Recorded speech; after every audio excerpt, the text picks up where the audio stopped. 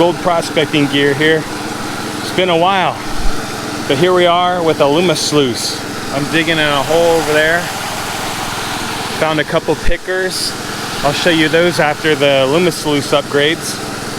But anyways, I've been using this box now, probably have 100 hours on it. It works fantastic for catching fine gold. I'd say maybe 95%. I've done a lot of testing with it, a lot of adjustments.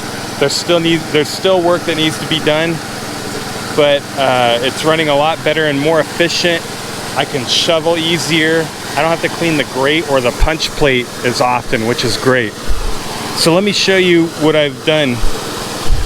First thing, someone had commented I should try doing more of a slit versus a round hole for the water. I tried this and it worked well. There's like a stronger pressure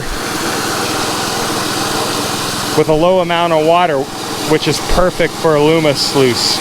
I also welded this grate together with the expanded metal. It has a flat surface, so water would run off the end more. Now with this rounded bar and the bigger hole, things fall through easier.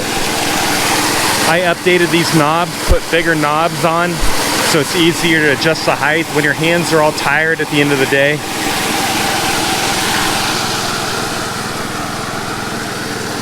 I also got a P90 pump, Honda. It's great. Handles this box almost just barely above idle, maybe a third throttle at most. This is what I picked up for the day out with Aluma-Sluice. Maybe 4 or 5 hours of digging. Lots of fine gold, and you can see I found a nice picker in there too. That's about 1/3 of a gram. There'll be more upgrades to come on Aluma-Sluice, so stay tuned.